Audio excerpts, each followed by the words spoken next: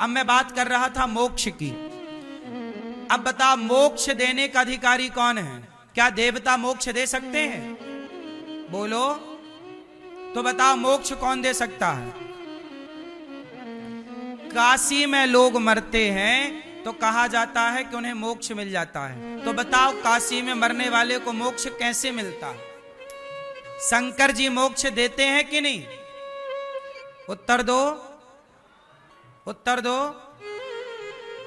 कैसे देते हैं शंकर जी मोक्ष? रामचरितमानस पढ़ते हो? मैया मैया भैया जा रहे हो? टाटा। गुस्सा तो नहीं हो गए? अच्छा बताओ, शंकर जी मोक्ष देते हैं तो किसके बल पर देते हैं? एक चौपाई बोल रहा हूं, ध्यान से सुनना, रामचरितमानस में लिखी है, पढ़ लेना। चौपाई बोल रहा हूं, अर्थ करना आप। जासु नाम बल, बोलो जासु नाम बल, शंकर काशी देत सबहि सम गति अविनाशी। अर्थ है, जन्म जन्म मुनि जतन कराही, अंतराम कही आवत नाही। काशी में जब कोई मरता है तो कहते हैं कि शंकर जी उसके कान में आकर राम मंत्र बोलते हैं। कौन सा मंत्र बोलते हैं? जब तक शंकर जी कान में राम मंत्र नहीं बोलते तब तक काशी में मरने वाले की मुक्ति, तो काशी में भी मरने वाला तब ही मुक्त होता है जब शिव की वाणी से राम का उच्चारण होता है। ये है। तो अब आपको एक क्लियर समझना है कि मोक्ष देने का अधिकार केवल भगवान श्रीमन नारायण का है।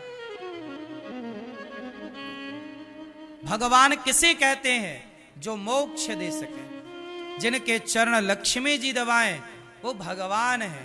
वो भगवान जो ब्रह्मा को प्रकट करते हैं। नारायण की नाभि से क्या निकला? क्या? कमल। कमल में कौन प्रकट हुआ? ब्रह्मा जी की भ्रकुटी से शिव जी प्रकट भये। भगवान नारायण ब्रह्मा, विष्णु और महेश को प्रकट करते हैं भगवान नारायण। और भगवान नारायण सृष्टि को ब्रह्मा विष्णु महेश के हवाले करते हैं कि आप चलाओ। ऐसी तमाम सृष्टियां बनाना और बिगाड़ना ये भगवान नारायण का रोज का खेल है। मूल तत्व भगवान श्रीमन नारायण।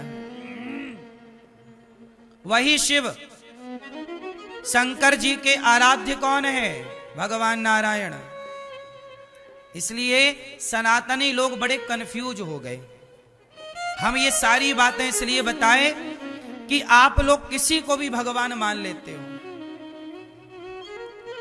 अब देखो ना, किसी के ने चार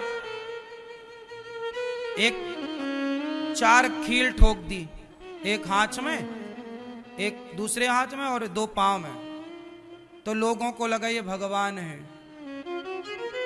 बोले जिंदा है ये खील ठोकने के बाद भी? नहीं, हमारे, आप समझ रहे हैं, खील ठोकने के बाद भी जिंदा है। पर हमारे भीष्म पितामह के जो सैकड़ों खील ठोक गई आर पार, और फिर भी जिंदा है। भीष्म पितामह के बाणों से शरीर छलनी हो गया कि नहीं? फिर भी जिंदा थे।